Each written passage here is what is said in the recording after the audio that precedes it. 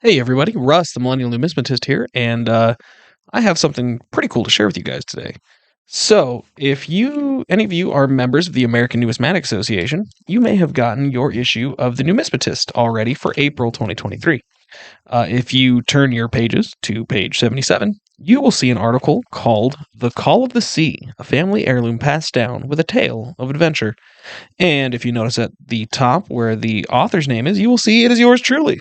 So this is really cool. This is the first time I've published in quite a while, in a numismatic sense, anyway. Um, so basically, this story stems from a customer interaction. In the summer of 2022, so the summer of last year, right before the ANA's show in Rosemont, we had a young lady come into our shop. My partner in crime, Mike Nodelman, had been talking to her for several weeks via email, and she pulled out some coins. And I wasn't paying too much attention. I was on the counter doing my own thing. But the glint of gold finally attracted my eye. And at first, I looked at it and I thought, oh, that looks like probably a 20 lib. And then upon thinking about it a little bit, well, that's an awfully small 20 lib. And that eagle's really wrong. What in tarnation is it? Sure enough, what it really turned out to be was a 1797 $10 gold piece. So if you aren't terribly versed in early American gold, which a lot of people aren't, it's not exactly something you run across every day, nor can most of us afford. The down and dirty on early American gold is that it's rare. And it's rare because not a lot was minted. And it's also rare because a lot of it ended up being melted because the gold content eventually went over what the face value of the coin was. So, what's really interesting about early American gold is that, the U.S. Mint opens in 1792, and they only do like half dimes in 1792. And then in 1793, they do copper, they do half cents and large cents, but they don't do any larger coinage. They don't do any silver coins. They don't do any gold coins. They start silver coins in 1794, but they don't start gold coins until 1795. Which is interesting because the monetary system really was based on our gold and our silver. We're on a gold standard essentially. And the backbone of that gold standard is supposed to be the coin called the eagle. An eagle is a $10 gold piece. You'll hear double eagles, which are $20 gold pieces. But at the time, the eagle, the $10 gold piece, was the largest coin that was authorized by Congress to make. But we didn't make any until 1795. There's very good reason for that. Basically, in the legislation that established the mint, the foreman of the mint and the chief coiner had to put down a bond of $10,000 apiece to be able to coin gold and silver. $10,000 is a lot now for the vast majority of us, but in 1797, it is an actually astronomical sum of money. For reference, a standard wage for a skilled carpenter in 1800 is about 98 cents a day. So let's round that up to $1. $1 a day for a skilled carpenter. Okay, I'm not talking about somebody that walks behind a plow. I'm not talking about somebody that's fairly unskilled. I'm talking about a skilled carpenter. In the 1800s, the early 1800s, is literally making $1 a day. So $10,000 a day is an astronomical sum. Thankfully, some Philadelphia businessmen put up that bond. That's $20,000. They put up that bond, and by 1794, we're able to start minting. But like I said, gold doesn't come around until 1795. So the 1797 $10 gold piece isn't a terribly rare coin by early American gold standards. But again, it's not exactly something common. When I say it's not rare by early gold standards, what you need to remember is that the mintage for this coin was a little over 10,900 in all varieties. So it's really darn rare. Even though, there are a lot more rare early $10 gold coins than this one. This is still a pretty rare bird. So, really cool. We get this coin in. We're talking about it. We're able to buy it from the young lady, which is tremendous. We were very happy to do it. But I just had this nagging feeling and I had to ask. So I said, "Where in the world did you even come across this?" And she's a little reluctant. She says, "Well, it was a family heirloom. Um, I don't really know if I'm ready to share that story." I went, "Okay, that's fair. It seemed like, this is a little bit of trauma, getting rid of this." I said, "But, I'm a writer, I'm a researcher. I love stories, and I would really love to hear this story. If you ever decide that you want to share your story, please send us an email because I would love to hear it." So she kind of mulls it over and she goes, "Okay, yeah, I'll think about it."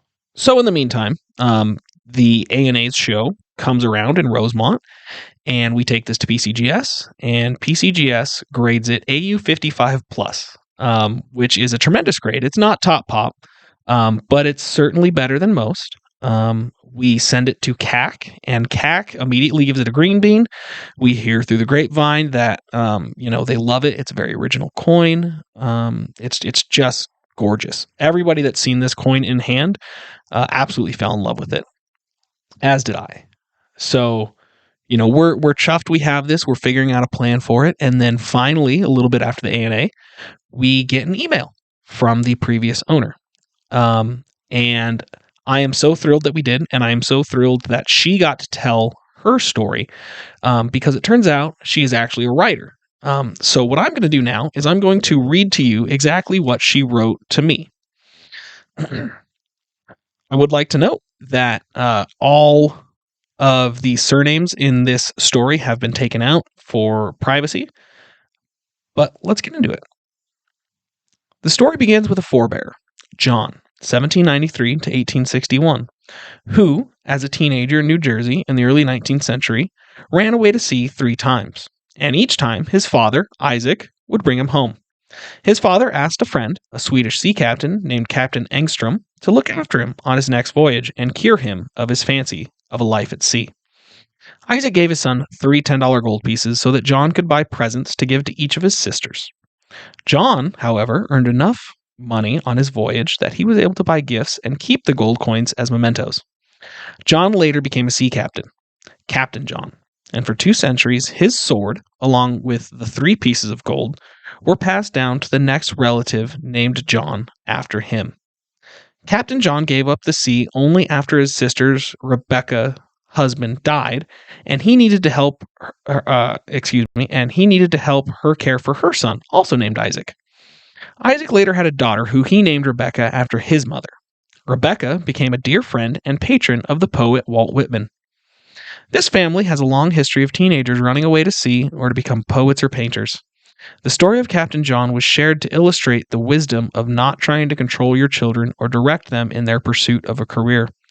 The best thing a parent can do is share whatever gold they have and wave from the shore as the ship sails and the adventure begins. Those are in her own words, and it turns out that she, as you can tell, is a writer herself. So often, numismatists, coin collectors, stackers, we get these objects, and I personally look at myself as a custodian of these objects. But we get these objects, and we don't really know their story. That's what draws a lot of people to this hobby, I think, is you get to hold something that anybody could have held. Holding an 1858 half dollar. Abraham Lincoln could have held that. A Confederate soldier, a Union soldier. John Wilkes Booth himself could have spent it the day before he assassinated Abraham Lincoln. Ancient coins, maybe Gaius Julius Caesar snatched this Idmar Oris off of the neck of somebody. Whatever the case is, it fills our imagination. And it's really, really rare to be able to hold something, a coin especially, that we know where it's been and we know its story. So this to me is just one of the coolest things ever. This has a provenance in one family. And even cooler now, I and my company, Harlan J. Burke Limited, we are a part of that story. This coin was placed with a advanced collector, a client of ours, and it is now comfortably resting in his personal collection. What's amazing is that God forbid, when the time comes that the collection has to be sold, hopefully it comes back to me, frankly.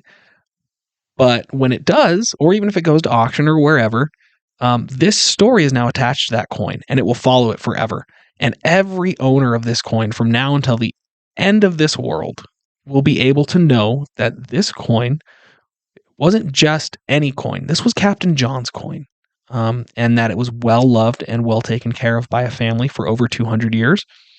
And it's a incredible reminder about our country's history, our country's monetary system. But what I think it's even cooler and even more important is this is a coin with a lesson. As a parent myself, it really, really hammers home a lot of things. And, it's something that I think will always stick with me. We as parents are obligated to help our children succeed. And sometimes that truly does mean giving them a little bit of gold and waving at them from shore and trusting that the lessons you've given them will be applied correctly and they'll make something of themselves. That's all for this one, guys. Leave me a comment if you liked this. Leave me a comment if you have a cooler story, or leave me a comment if you think this is lame. Doesn't really matter. Thanks, guys.